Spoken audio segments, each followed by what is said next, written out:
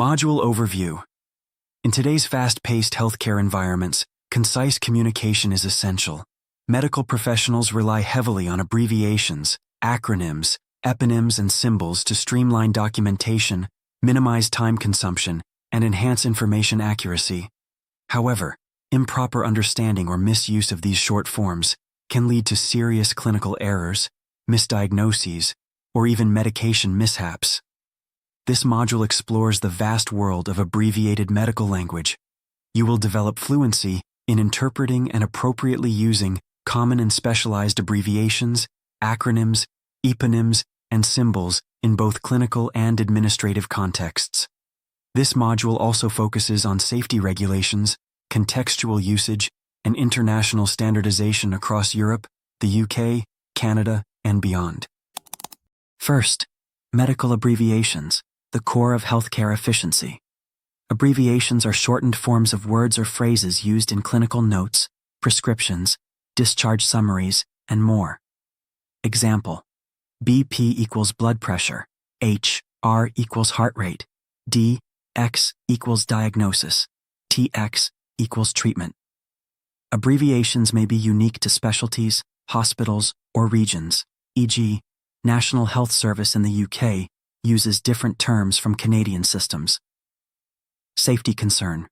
The Joint Commission, TJC, and other bodies have a list of do not use abbreviations due to risk of misinterpretation, e.g., U for units, QD for daily.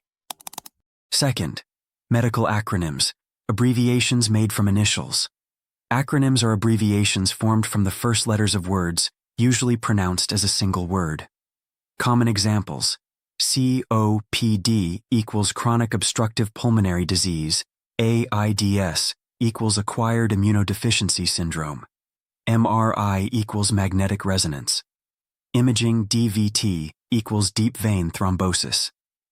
Acronyms are essential in reporting systems, diagnostics, insurance, and education.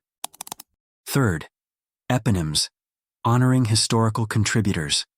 Eponyms are terms named after people, usually those who discovered or first described a condition, disease, sign, or instrument.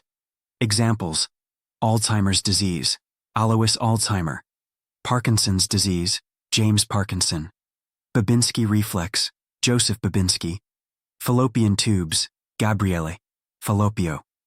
Challenge. Eponyms may differ in usage globally. Some countries are moving toward descriptive, non-eponymic language for inclusivity and clarity. Fourth, symbols in medical practice.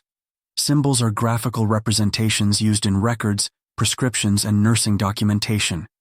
Examples: increase equals increase, decrease equals, decrease number equals fracture, O equals none, it equals at, used in timing. Symbols allow for ultra-fast documentation, but require context clarity to avoid ambiguity.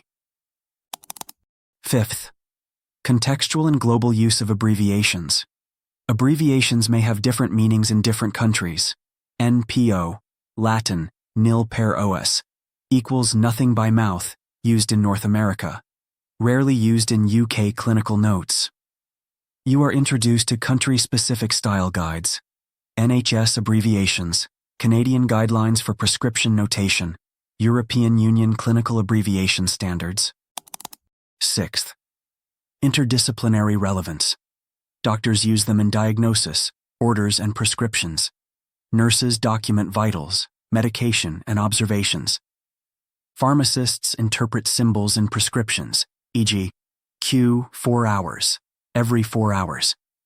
Medical coders and billers translate acronyms into ICD-10 codes. Seventh, risks of misinterpretation and how to avoid them. Misunderstood acronyms can lead to adverse drug events, wrong site surgeries, or communication breakdowns. Techniques taught: spell out once before abbreviation, use only approved facility abbreviations, avoid unfamiliar or unverified acronyms.